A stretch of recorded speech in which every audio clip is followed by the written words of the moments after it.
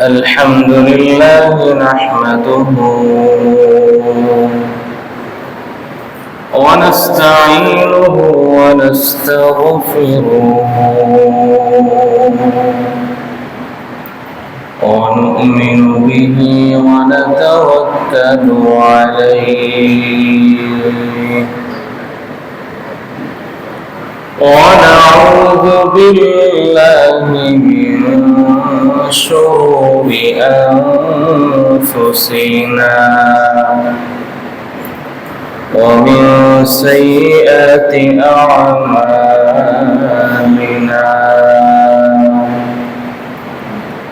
من يهده الله فلا مضل له ومن يضلله فلا هادي له ونشهد أن لا إله إلا الله وحده لا شريك له ونشهد أن سيدنا وسندنا وحبيبنا وحبيب ربنا وطبيبنا وطبيب قلوبنا وأولانا ومولانا محمدا عبده ورسوله صلى الله تعالى عليه وعلى آله وأصحابه وبارك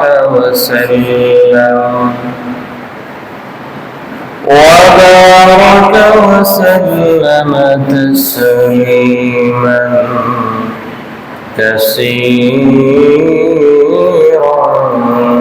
كثيرا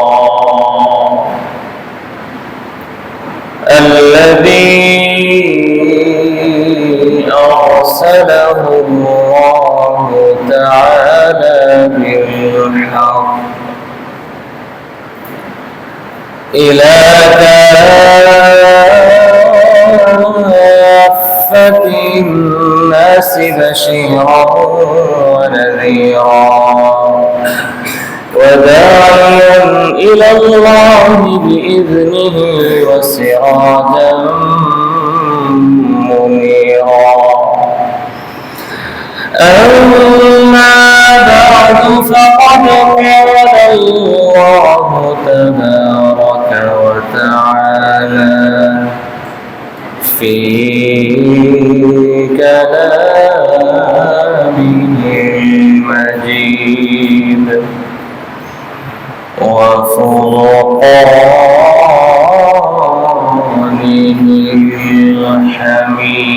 الحميد زبان خدا সবাই পড়ি أعوذ بالله من الشيطان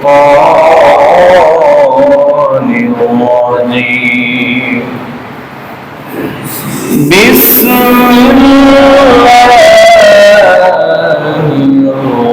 الرحمن الرحيم إن الذين آمنوا والذين هادوا والنصارى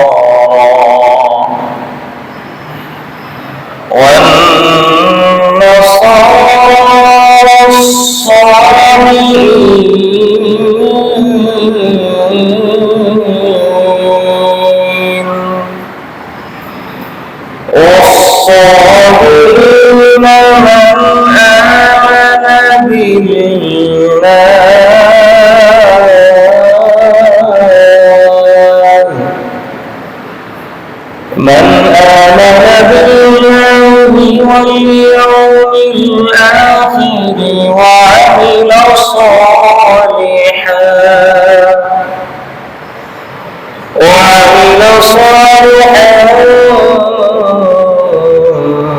فلهم أجرهم عند ربهم ولا خوف عليهم ولا هم يحزنون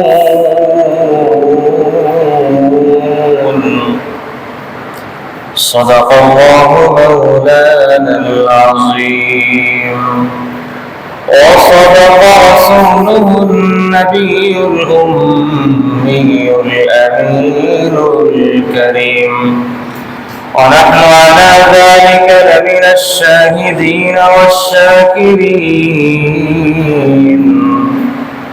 والحمد لله رب العالمين. درود الشريف قولي اللهم صل على محمد وعلى آل محمد كما صليت على إبراهيم وعلى آل إبراهيم إنك حميد مجيد. اللهم بارك على محمد وعلى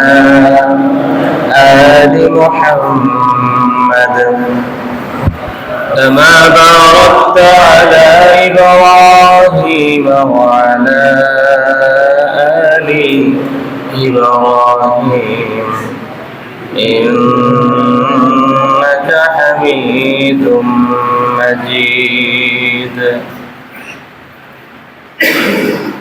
সম্মানিত মুসল্লিয়ানে কেরাম, আল্লাহ রব্বুল আলামিন আমাদেরকে এশার নামাজ জামাতের সাথে আদায় করার পরে কোরআনে কারীমের তাফসীরের মজলিসে বসার তৌফিক দান করেছেন। এজন্য সেই মহান রবের শাহী দরবারে মন প্রাণ খুলে শুকরিয়া আদায় করি আলহামদুলিল্লাহ।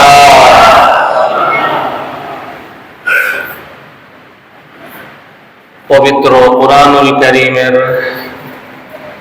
সূরাতুল বাকারা এর ধারাবাহিক তাফসীরে আজকে আমরা এই সূরার ৬২ নম্বর আয়াতের তেলাওয়াত করেছি।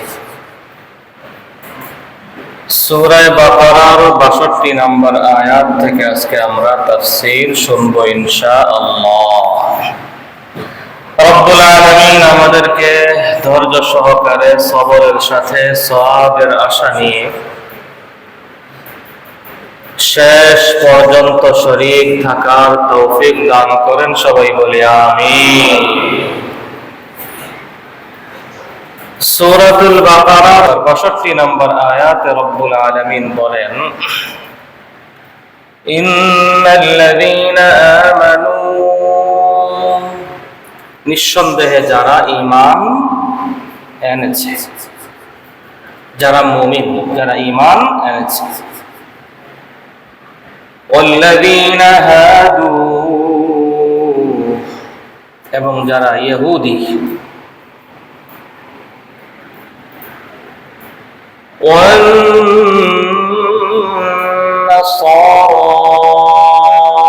এবং যারা নাসারা,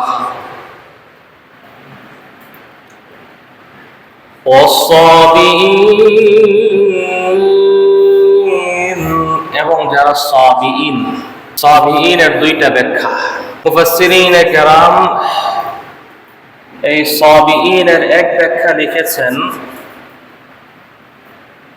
যারা অগ্নি পূজারী, একটা জাতি আছে যারা আগুনের পূজা করে।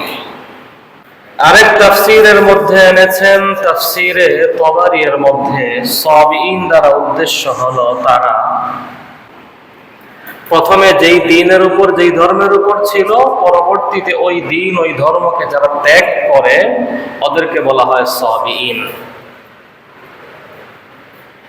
তো আল্লাহ বলতেছেন যারা মুমিন, যারা ইহুদি, যারা নাসারা, যারা সাবিঈন, আল্লাহ বলেন মান আমানা বিল্লাহ, যে যে ধর্মেই থাকো না কেন, থাকতে পারো, তবে যদি দুনিয়া আখিরাতে সফলতা অর্জন করতে চাও, দুনিয়া আখিরাতে আমি আল্লাহকে পেতে চাও, জাহান্নাম থেকে যদি বাঁচতে চাও, যদি জান্নাতি হতে চাও, কাজ করতে হবে তিনটা। কাজ কয়টা করতে হবে বলেন? যেটা বলেন কয়টা? আল্লাহ প্রথমে বলতেছেন নিঃসন্দেহে যারা মুমিন, মুমিনেরও বাঁচার পথ কয়টা বলেন? জোরে বলেন কয়টা? মুমিন হিসাবে মুমিনেরও যদি বাঁচতে হয়, মুমিনে যদি বাঁচতে চায়, তারও বাঁচার পথ তিনটা। এক নম্বর হলো আল্লাহর উপর ঈমান আনতে হবে। এক নম্বর পথ কি বলেন? ইহুদিরও বাঁচার পথ তিনটা, নাসারারও বাঁচার পথ তিনটা, পৃথিবীর সবার বাঁচার পথ তিনটা, মুক্তির পথ তিনটা, দুনিয়া আখিরাতে সফলতার পথ তিনটা, আল্লাহকে পাওয়ার পথ তিনটা, জান্নাত পাওয়ার পথ তিনটা, জাহান্নাম থেকে বাঁচার পথ তিনটা। এক নম্বর হলো ঈমান আনতে হবে। এক নম্বর কি বলেন? দুই নম্বর আখিরাতের প্রতি বিশ্বাস রাখতে হবে। তিন নম্বর নেক আমল করতে হবে। আল্লাহ বলতেছেন মুমিনের জন্য বাঁচার পথ তিনটা। এক নম্বর হলো মুমিনকে কি আনতে হবে? ঈমান আনতে হবে। এই আয়াতের মধ্যে একটা প্রশ্ন হয়, আল্লাহ মুমিনকেও বলতেছেন তোমার বাঁচার পথ তিনটা, এক নম্বর হলো ঈমান আনা। তো মুমিনের তো ঈমান আছে নাকি মুমিনের ঈমান নাই বলেন? যার ঈমান নাই তাকে কি মুমিন বলে না কাফের বলে বলেন? জোরে বলেন সবাই। যার ঈমান আছে তাকেই তো মুমিন বলে, তাই না? আল্লাহ বলতেছেন মুমিন তুমিও যদি বাঁচতে চাও তোমাকেও কি আনতে হবে? প্রশ্ন হয় কিনা বলেন? যে মুমিন তো সেই যার ঈমান আছে, তাহলে আবার সে বাঁচতে হলে ঈমান কেন আনতে হবে? তার তো ঈমান আছে। মুফাসসিরিনে কেরাম তাফসীরের কিতাবের মধ্যে এই প্রশ্নের উত্তর লেখেন, মুমিনের জন্য ঈমান আনতে হবে বলে আল্লাহ বুঝিয়েছেন। এক নাম্বার ব্যাখ্যা হলো, ও মুমিন তুমিও যদি বাঁচতে চাও তাহলে তোমার এক নম্বর করণীয় হলো তোমার ঈমানকে মজবুত করতে হবে। ঈমানকে মজবুত করা ছাড়া দুনিয়া আখিরাতে বাঁচার কোনো উপায় না। দুই নম্বর মুমিনকে ঈমান আনতে হবে, এর ব্যাখ্যা হলো আল্লাহ রাব্বুল আলামিন বুঝিয়েছেন মুমিনকে ঈমান আনতে হবে, এর অর্থ হলো মুমিনের ঈমানকে খাঁটি করতে হবে। মুমিনের ঈমানকে কি করতে হবে? ইখলাসুল ঈমান মিনাশ শিরকি ওয়াল মাআসি ওয়া মিন জামিউল মুনাফাত। মুমিনের ঈমানকে ঈমান পরিপন্থী সমস্ত কাজ, কর্ম, আকীদা, বিশ্বাস থেকে পবিত্র করতে হবে। কি বলেন? মুমিন কিন্তু অন্তরের মধ্যে অনেক শিরকি, অনেক কুফরি, কাজের মধ্যে অনেক এমন এমন কাজ আছে যে কাজগুলো আসলে কোনো মুমিনের কাজ না। কথার মধ্যে এমন এমন কথা আছে যে কথাগুলো মুমিনের কথা না। এমন কথা মুমিন মুসলমান বলে কিনা বলেন? যদি বলেন বলে কিনা? এমন কাজ যেগুলো আসলে কোনো মুমিনের, কোনো মুসলমানের কাজ না, ওই কাজগুলো মুসলমান আছে করতেছে কিনা বলেন? করে কিনা বলেন? এমন বিশ্বাস, যেই বিশ্বাস আসলে কোনো মুমিন মুসলমানের বিশ্বাস না, ওই ধরনের বিশ্বাসগুলো আজকে মুমিন মুসলমান অন্তরে ধারণ করে কিনা বলেন? এমন অসংখ্য মুমিন মুসলমান আছে যাদের অন্তরে এমন এমন বিশ্বাস আছে যে বিশ্বাসের একটা বিশ্বাসই তার জাহান্নামী হওয়ার জন্য কি বলেন যথেষ্ট। আল্লাহ রাব্বুল আলামিন তাদেরকে বুঝালেন যে তুমিও যদি বাঁচতে চাও, মনে করতেছো কালিমা লা ইলাহা ইল্লাল্লাহ মুহাম্মাদুর রাসূলুল্লাহ পড়ছো আর তুমি মুমিন হয়ে গেছো, না বাঁচতে হলে মওত পর্যন্ত ঈমানকে মজবুত করতে হবে, ঈমানকে একদম ফ্রেশ রাখতে হবে। রাসূল করিম সাল্লাল্লাহু আলাইহি ওয়াসাল্লাম বলেন, ইউসবিহু রাজুলু মুমিনান ওয়া ইউমসি কাফিরা। আল্লাহর হাবিব বলেন, একজন মুমিন সকালে ঘুম থেকে উঠবে মুমিন হয়ে, সারাদিন মুমিন থাকবে, ইউমসি কাফিরান, সন্ধ্যার পূর্বে এমন কাজ এমন কথা বলে ফেলবে, এমন কাজ করে ফেলবে, অন্তরের বিশ্বাস এমন বিশ্বাস সে ধারণ করে ফেলবে, ওই বিশ্বাস ধারণ করার কারণে, ওই কাজ করার কারণে, ওই কথা বলার কারণে সন্ধ্যা হওয়ার সঙ্গে সঙ্গে সে একজন মুমিন থেকে কাফেরের খাতায় তার নাম লেখাইয়া দিবে। সারাদিন মুমিন ছিল, ঘুম থেকে উঠছে মুমিন হিসাবে, সন্ধ্যায় সে কাফের হয়ে যাবে। নবী বলেন, সারা রাত মুমিন থাকবে, রাত্রের একটা অংশে এমন কোন কথা বলে ফেলবে, এমন কোন কাজ করে ফেলবে, এমন কোন বিশ্বাস অন্তরের মধ্যে ধারণ করে ফেলবে, ওই কথা, ওই কাজ, ওই বিশ্বাস তার মুমিনের খাতা থেকে তাকে কাফেরের খাতায় তার নামটা উঠায়া দিবে। সবচেয়ে বেশি ভয় হলো শেষ জামানায় মুমিনের ঈমানকে, কখন কিভাবে হারিয়ে যায় কেউ জানি না আমরা। এজন্য রব্বুল আলামিন জানায় দিলেন, মুমিন তুমি যদি দুনিয়ার জমিনে বাঁচতে চাও, আমি আল্লাহকে পেতে চাও, জান্নাতি হতে চাও, জাহান্নামের আগুন থেকে তুমি যদি তোমাকে বাঁচাতে চাও, ঈমানটাকে মজবুত করো, ঈমানটাকে ফ্রেশ বানাও, ঈমানটাকে খাঁটি বানাও। আমি আল্লাহ রব্বুল আলামিনের কাছে কোনো বেজাল ঈমানের দাম নাই, আমি রব্বুল আলামিনের কাছে একমাত্র খাঁটি ঈমানের দাম। আল্লাহর হাবিব বলেন, আখলিসু দীনাক, ছোট্ট একটা হাদিস, অনেক দামি হাদিসটা। আল্লাহর রাসূল বলেন, আখলিসু দীনাকা, ও আমার উম্মত, তুমি তোমার দ্বীনকে, তুমি তোমার ঈমানকে খাঁটি বানাও। ঈমানটাকে কি বানাও বলেন? আজকে আমাদের ঈমান ভেজালে ভরা, ঠিক কি না? মুমিন মুসলমান, কথায় ঈমানদারি নাই, জবানে ঈমানদারি নাই, অন্তরে ঈমানদারি নাই, কাজে ঈমানদারি নাই, নামে মুমিন।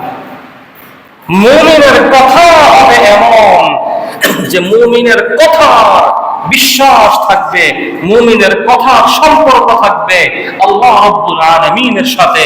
মুমিন কথা বলবে আল্লাহর দিকে তাকায়া, মুমিন দুনিয়ার কারো প্রতি কোনো বিশ্বাস রেখে কথা বলবে না। মুমিনের কথা হবে এত মজবুত,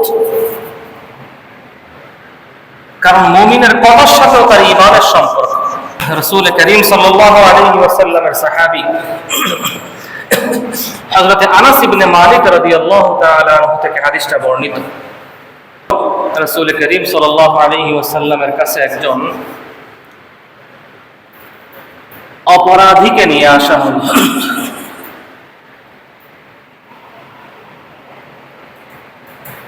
ওই অপরাধী যিনি একটা কিসাস সংক্রান্ত বিষয়ে, কিসাস শরীয়তের একটা বিধান, অপরাধের বিনিময়ে শাস্তি। কেউ কারো হাত ভেঙে ফেললে, কেউ কাউকে মেরে ফেললে হত্যার বিনিময়ে হত্যা, হাত ভেঙে ফেললে হাতের বিনিময়ে হাত, নাকের বিনিময়ে নাক, দাঁতের বিনিময়ে দাঁত, আল্লাহ রাব্বুল আলামিন বিধান দিয়ে দিয়েছেন। তো ওইরকম একজনের তিনি একটা দাঁত ভেঙে ফেলেছেন। ওই মহিলাকে যখন রাসূল করিম সাল্লাল্লাহু আলাইহি ওয়াসাল্লামের কাছে নিয়ে আসা হলো, ঘটনাক্রমে ওই মহিলা ছিলেন আরেকজন সাহাবী, ছোট সাহাবী। হাদিসের কিতাবের মধ্যে আনছেন হুয়া মিন সিগারিস সাহাবা, উনি ছিলেন সাহাবায়ে কেরামদের মধ্যে একদম সবার ছোট সাহাবী। ওনার নাম ছিল হযরতে আনাস ইবনুন নাদর রাদিয়াল্লাহু তাআলা আনহু। মুমিনের কথা কত পাওয়ার হবে। আল্লাহ রাসূল সাল্লাল্লাহু আলাইহি ওয়াসাল্লাম ঘোষণা দিয়ে দিয়েছেন, ফয়সালা করে ফেলছেন যে ওনার দাঁতের বিনিময়ে, যেহেতু উনি আরেকজনকে আঘাত করে ওনার দাঁত ভেঙে ফেলেছে, সুতরাং তার দাঁতও কিসাস হিসাবে ভেঙে ফেলা হবে। রাসূল ফয়সালা দিয়ে দিয়েছেন। ঘটনাক্রমে ওই মহিলা ছিলেন হযরত আনাস ইবনুন নাদর রাদিয়াল্লাহু তাআলা আনহুর ফুফু। ফুফুর জন্য খুব ভালোবাসা, খুব মহব্বত, খুব মায়া ছিল ওনার। এখন তো আমাদের আত্মীয়তার বন্ধনগুলো উঠে গেছে, ঠিক কিনা বলেন? ফুফু, খালা, এদের খোঁজ খবর এখন অনেক ক্ষেত্রে আমাদের নতুন প্রজন্মরা চিনেও না, জানেও না, নেয়ও না, ঠিক কিনা বলেন? অথচ এরা তো আমাদের রক্তের বন্ধনের পবিত্র একটা জায়গা। আগেকার সময়ে ফুফুদের জন্য, খালাদের জন্য একটা অন্যরকম সম্মান, ভালোবাসা, মায়া ছিল, ঠিক না বেঠিক বলেন?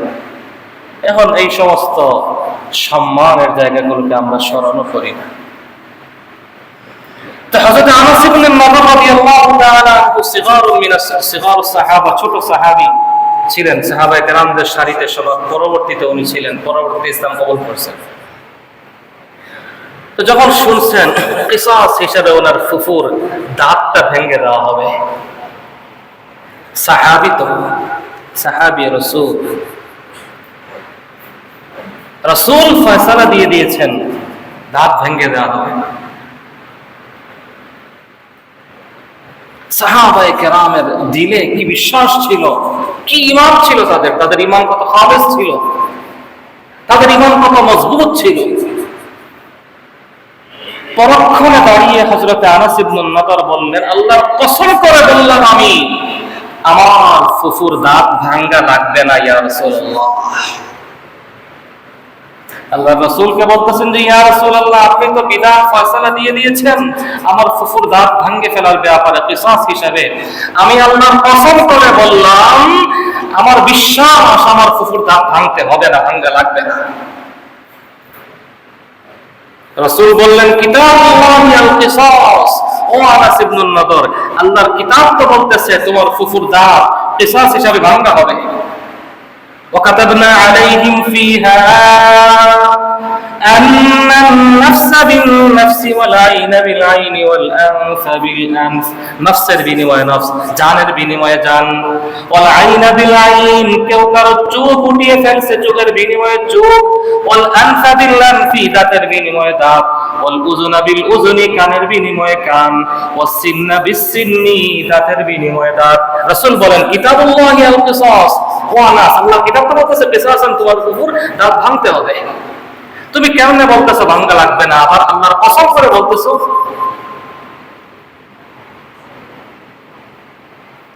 হযরত আনাস ইবনুন নাদর আবারও বললেন, ইয়া রাসূলুল্লাহ, ওয়াল্লাহি আল্লাহর কসম করে বলতেছি, আমার দ্বীন বলতেছে কিসাস হিসাবে আমার ফুফুর দাঁত ভাঙা লাগবে না।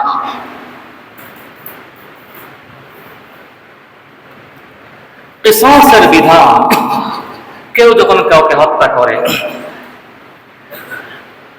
অথবা কেউ যখন কাউকে আহত করে, কোন অঙ্গহানি করে, তখন সেক্ষেত্রে নিহত ব্যক্তির পরিবার অথবা আহত ব্যক্তির পরিবারদের জন্য রাসূল করিম সাল্লাল্লাহু আলাইহি ওয়াসাল্লাম বলেন, নিহত ব্যক্তির পরিবার ওয়ারিসদের জন্য অথবা আহত ব্যক্তির পরিবার বা ওয়ারিসদের জন্য তিনটা অপশন থাকে। তিনটা অপশনের যে কোনো একটা অপশন গ্রহণ করতে হবে, গ্রহণ করতে পারবে। একটা গ্রহণ করার পরে আর দ্বিতীয়টা গ্রহণ করা যাবে না, দ্বিতীয়টা গ্রহণ করা জুলুম। এক নম্বর হলো জানের বিনিময়ে জান। হ্যাঁ, আমার অমুককে হত্যা করা হয়েছে, আমি তার হত্যার বিনিময়ে হত্যা চাই, বা শেষ, ফাঁসি চাই, এটা হলো একটা বিধান। দ্বিতীয় হলো দিয়ত, টাকা, টাকার বিনিময়ে। যে হ্যাঁ তাকে হত্যা করা হয়েছে, এই হত্যার বিনিময়ে ক্ষতিপূরণ হিসাবে নিহত ব্যক্তির পরিবারকে যারা হত্যা করেছে তাদের পক্ষ থেকে এত লক্ষ টাকা, এত কোটি টাকা দেওয়া হবে। এটা একটা বিধান। 3 নম্বর হলো ইচ্ছা করলে তারা মাফও করে দিতে পারে। হযরত আনাস ইবনে নাদর রাদিয়াল্লাহু তাআলা আনহুর অন্তরে বিশ্বাস ছিল, ঈমানি এই মজবুতি ছিল। ওনার দিল কেন জানি বলতেছিল, আল্লাহর কাছে উনি বলতেছিলেন, আল্লাহ আমার ফুফু বড় মুরব্বী মানুষ, বয়স শেষ হয়ে গেছে, শেষ বয়সে উপনীত হয়ে গেছেন, এই মুহূর্তে যদি কিসাসান ওনার দাঁতটা ভেঙে ফেলা হয়, দাঁত উঠিয়ে ফেলা হয়, কি অবস্থা হবে, বড় কষ্ট হবে। ওনাকে দেখাশোনা করার মতো মানুষজন নাই, বয়স্ক মানুষ, কিন্তু কিসাস তো বিধান, তো বিধানই আল্লাহ, আপনার বিধান তো বিধান, কিন্তু মাওলা আপনি চাইলে তো সবই সম্ভব। যাদের যেই মহিলা তিনি দাঁত ভেঙেছেন, তার পরিবারকে যদি আপনি ওনার দাঁত ভাঙ্গার বিনিময়ে অন্য যে কোনো একটা, অর্থাৎ হয়তো মাফ করে দেওয়া অথবা এর বিনিময়ে কিছু আর্থিক লেনদেনের মাধ্যমে সমঝোতায় আসতে তাদেরকে যদি আপনি রাজি করায় দেন আল্লাহ, তাহলে আমার ফুফুর দাঁত ভাঙ্গা থেকে উনি রক্ষা পেয়ে যাবে। হযরত আনাস ইবনে নাদর রাদিয়াল্লাহু তাআলা আনহু মনে মনে রব্বে কারীমের দরবারে দোয়া করতেছিলেন। ওনার দিল বলতেছিল যে অবশ্যই আমার আল্লাহ দয়া করবে, অবশ্যই ওই যেই মহিলার দাঁত ভাঙ্গা হয়েছে তার পরিবার এবং সে রাজি হয়ে বলবে, ঠিক আছে যাক, ওনার দাঁত ভাঙ্গা দরকার নাই, ওনার থেকে তোমরা দিয়ত নিয়ে এই সমঝোতার মাধ্যমে ওনাকে মাফ করে দাও। দোয়া করতেছিলেন আল্লাহর কাছে, চাচ্ছিলেন মনে প্রাণে, ওনার দিল বলতেছিল অবশ্যই আমার মাওলা আমার ডাক শুনবে, উনি তাদেরকে রাজি করায় দেবে। এই বিশ্বাস নিয়ে আল্লাহর হাবিবের সামনে কসম করে বললেন, ইয়া রাসূলুল্লাহ, আল্লাহর কসম করে আমি বলি, অবশ্যই আমি বলতে পারি আমার ফুফুর দাঁত ভাঙ্গা লাগবে না। কিন্তু ওই পক্ষ কোনোভাবেই মানতেছিল না, তাদেরকে মানানো যাচ্ছিল না। হযরত আনাস ইবনে নাদর বলতেছেন, আল্লাহর কসম আমি বললাম দাঁত ভাঙ্গা লাগবে না। চিন্তা করা যায় কত কঠিন অবস্থা, কি কঠিন বিশ্বাস আল্লাহর উপরে। সব কিছু প্রস্তুত, পুরা দাঁত ভেঙে ফেলা হবে, কিসাস, উভয় পক্ষ রেডি। ওই সময় পর্যন্ত হযরত আনাস ইবনে নাদরের ঈমানের মধ্যে সামান্য কোনো পরিবর্তন নাই, যে না আমি বলছি তো বলছি, আমার আল্লাহ ব্যবস্থা করবেই করবে, তাদেরকে রাজি করাবেই করাবে আল্লাহ তাআলা, আমার বিশ্বাস।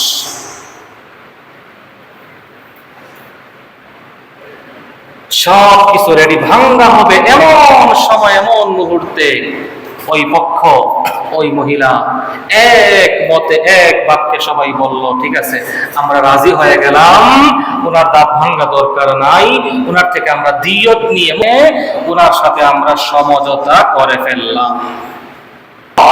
আনাস ইবনে নাদরের এই ঈমানের বরকতে, এই মজবুত ঈমানের বরকতে ওরা রাজি হয় নাই, বরং ওদেরকে রাজি করায় দিয়েছেন কে? জোরে বলে, ওদেরকে রাজি করাইছেন কে? এই দিলের মালিক আল্লাহ। এই দিল থেকে যিনি না বের করতে পারেন, ওই দিল থেকে হা বের করার ক্ষমতা কার আছে বলেন? যদি বলেন কার আছে? এতক্ষণ পর্যন্ত যারা নার উপর ছিল, না অসম্ভব, উনি দাঁত ভাঙছে, ওনার দাঁত ভাঙ্গা হবে, এতক্ষণ পর্যন্ত যারা নার উপর ছিল এদের দিল থেকে হা শব্দকে বের করে দিলেন কে বলেন? হাদিসের শব্দ, আল্লাহ রাসূল বলেন আল্লাহ তাদেরকে সন্তুষ্ট করায়া দিলেন, ওদেরকে আল্লাহ রাজি করায়া দিলেন, ওদের মুখ থেকে আল্লাহ হা শব্দকে বের করায়া দিলেন। সব কিছু রেডি। ওদিকে হযরত আনাস ইবনে নাদরের ঈমান এত মজবুত, তিনি বলছেন তো বলছেন, হ্যাঁ এটাই হবে, এটাই হবে, দ্বিতীয়টা হবে না, এটাই ফাইনাল। এটা হচ্ছে মুমিনের ঈমান। আল্লাহ রাব্বুল আলামিন এই আয়াতের মধ্যে আমাদেরকে সম্বোধন করে বলতেছেন, ও মুমিন, তুমি যদি দুনিয়া আখিরাতে বাঁচতে চাও, এই রকম ঈমান তুমি আমি আল্লাহর উপর রাখো। দুনিয়ার দিকে চলে যাবে, তবুও তোমার ঈমান যেন সামান্যতম নড়ে বড়ে না হয়। গজওয়ায়ে বদর, বদরের যুদ্ধ, মুসলমান সাহাবায়ে কেরামের সংখ্যা মাত্র 313। ওদিকে কাফেরদের সংখ্যা প্রায় 3 গুণেরও বেশি। মুসলমানদের অস্ত্র শস্ত্র নাই বললেই চলে। যুদ্ধের প্রস্তুতির দিক দিয়ে যদি পার্সেন্টেজ বের করা হয়, মুসলমানদের মধ্যে হয়তো সর্বোচ্চ 5% প্রস্তুতি আছে, আর 95% প্রস্তুতি তাদের নাই। ওদিকে কাফেররা অস্ত্র শস্ত্রে সুসজ্জিত হয়ে সম্পূর্ণ শতভাগ প্রস্তুতি নিয়ে মুসলমানদেরকে দুনিয়ার জমিন থেকে চিরদিনের জন্য বিদায় করে দেওয়ার প্রস্তুতি নিয়ে আসছে। সব দিক দিয়ে অবস্থা এমন, পরিস্থিতি এমন, মুসলমানদের আর বাঁচার কোনো রাস্তা নাই, শেষ সবকিছু নিশ্চিত মুসলমানদের পরাজয়। এমন অবস্থায় রাসূল করিম সাল্লাল্লাহু আলাইহি ওয়াসাল্লাম রাফা ইয়াদাইহি ইলাস সামা, আল্লাহর হাবিব দোয়া করার জন্য আসমানের দিকে হাত উঠালেন। আল্লাহ রাসূল দোয়ার জন্য হাত উঠায়া রব্বুল আলামিনের কাছে দোয়া করা শুরু করে দিলেন। আল্লাহুম্মা ইন শি'তা লাম তু'বাদ বা'দা হাযাল ইয়াউমি আবাদা। রব্বুল আলামিন, যদি আপনি চান, যদি আপনার ফয়সালা এটাই হয়ে থাকে, কাফেররা হামলা করবে মুসলমানদের উপর, মুসলমানদের পরাজয় হয়ে যাবে, মুসলমানরা দুনিয়া থেকে কাফেরদের হামলায় বিদায় নিয়ে নিবে। যদি আপনার ফয়সালা এটাই হয়ে গিয়ে থাকে, রব্বুল আলামিন, আমি নবীর দিন বলতেছিলাম, তু'বাদ বা'দা হাযাল ইয়াউমি মাবাদান। ও আল্লাহ, আজকের এই দিনের পর এই জমিনে আল্লাহ আল্লাহ বলনেওয়ালা আর কোন বান্দা বাকি থাকবে না। যেভাবে ওরা আসছে, যদি ওরা হামলা করে, সবাইকে ওরা মেরে ফেলবে, শেষ। আজকের পর থেকে এই জমিনে আল্লাহ আল্লাহ বলনেওয়ালা কেউ থাকবে না। আজকের পর থেকে এই জমিনে সাজদা করনেওয়ালা আর কেউ থাকবে না, সব শেষ। আল্লাহ, আপনি বাঁচান, আপনি ছাড়া কেউ নাই আমাদের। রাসূল করিম সাল্লাল্লাহু আলাইহি ওয়াসাল্লামের হাত আসমানের দিকে উঠানো, নবী দোয়া করতেছেন। এমত অবস্থায় হযরতে সিদ্দিক আকবর আবু বকর রাদিয়াল্লাহু তাআলা আনহু আসছেন। হযরত আবু বকর এসে ফাকাযা ইয়াদাই নবী সাল্লাল্লাহু আলাইহি ওয়াসাল্লাম, হযরত আবু বকর এসে নবীজির দুই হাত ধরছেন। দুই হাত ধরে বলেন, ইয়া রাসূলুল্লাহ, আপনার হাত নামান। হাসবুকা ইয়া রাসূলুল্লাহ, ও আল্লাহর নবী, হইছে, যথেষ্ট, আর লাগবে না, হাত নামায়া ফেলেন। ও আবু বকর, কি এমন তুমি দেখলা, কি এমন তোমার কাছে মনে হলো? যথেষ্ট হয়ে গেছে, আর লাগবে না। কিসের ভিত্তিতে তুমি বললা? আমাকে একটু কারণটা জানাও না। কি এমন জিনিস তুমি দেখলা যা আমাকে তুমি বলতেছো, ইয়া রাসূলুল্লাহ, হাত নামায়া ফেলেন, আর লাগবে না?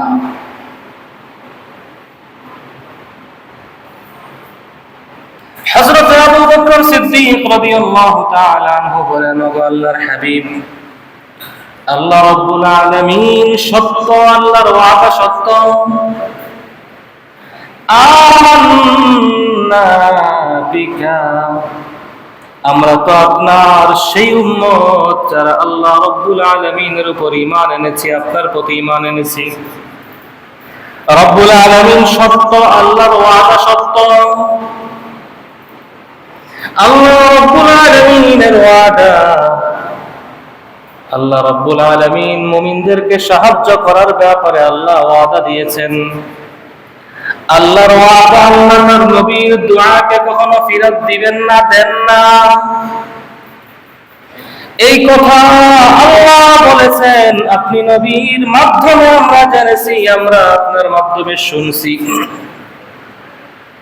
রব্বুল আলামিনের উপর আমাদের এই বিশ্বাস, তিনি আমাদেরকে সাহায্য করবেন। আপনি নবী হাত উঠায় যখন আমাদের জন্য দোয়া করতেছেন, আমি আবু বকরের দিল বলে, পৃথিবীর শক্তি যদি, পৃথিবীর সমস্ত পরাশক্তিগুলো যদি আজ আমাদের বিরুদ্ধে একসাথে দাঁড়ায় যায়, আর আমরা এই ৩১৩ জন যদি অস্ত্র শস্ত্রহীন অবস্থায় অসহায় ভাবে একদিকে দাঁড়ায় যাই, আল্লাহ রাব্বুল আলামিনের সাহায্যের বরকতে আজকে আমাদের বিজয় হবেই হবে ইনশাআল্লাহ। সেই ঈমান, সেই বিশ্বাস তো আল্লাহর উপর আমার আছে। ইয়া রাসূলুল্লাহ, আমার দিল বলে আর রাখবে না, হাত নামায়ে ফেলেন, আপনার দিলকে আপনি শান্ত করেন, আল্লাহ আমাদের সাথে আছেন, সমস্যা নাই। যেই ইয়াকিন, যেই বিশ্বাস হযরত সিদ্দিক আকবরের আল্লাহ রাব্বুল আলামিন জিবরিল আমিনকে পাঠায়া নবীকে জানায়া দিলেন, ইয়া রাসূলুল্লাহ, ও আমার নবী, ও আমার হাবিব, কত লাগবে আপনার? আমি আল্লাহ ওয়াদা দিলাম, প্রাথমিকভাবে আমি আল্লাহ ওয়াদা দিলাম, যদি ওরা আপনার উপর স্বাভাবিকভাবে হামলা করে, যদি স্বাভাবিকভাবে ওরা আপনার সাথে মোকাবেলা করার জন্য আসে, তাহলে প্রাথমিকভাবে আমি আল্লাহ ওয়াদা দিলাম, আমি আল্লাহ আপনার জন্য সাহায্যকারী হিসাবে আসমান থেকে ফেরেশতা পাঠাবো। কত হাজার ফেরেশতা বলেন? কত হাজার ফেরেশতা বলেন? ইন্নী মুমিদ্দুকুম বিআলফিম মিনাল মালাইকা। প্রাথমিক ওয়াদা হলো, আমি আল্লাহ আপনার সাহায্যের জন্য আসমান থেকে অস্ত্র শস্ত্রে সুসজ্জিত 1000 ফেরেশতা পাঠিয়ে দেব।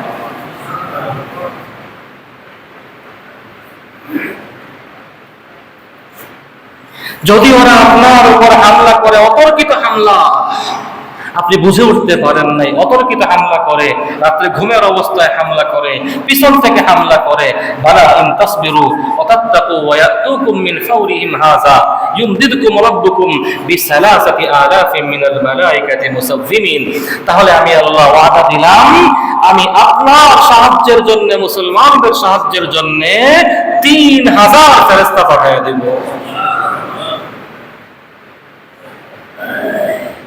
মুমিনের বিশ্বাস আল্লাহর প্রতি যেমন হবে, জমিনে আমার বিশ্বাস যেমন হবে, আরশে আজিম থেকে আল্লাহ রাব্বুল আলামিন আমার জন্য ওইরকম ফয়সালা করবেন। ঠিক না বেঠিক বলেন? আমার বিশ্বাস যেমন হবে, আল্লাহর ফয়সালা আমার সঙ্গে তেমন হবে। হাদিসে কুদসির মধ্যে আল্লাহ রাব্বুল আলামিন জানিয়ে দিয়েছেন, আনা ইনদা যান্নি আবদি বি। আমার বান্দা আমাকে নিয়ে যেমন বিশ্বাস রাখে, আমি আল্লাহ আমার বান্দার সাথে তেমন আচরণ করি।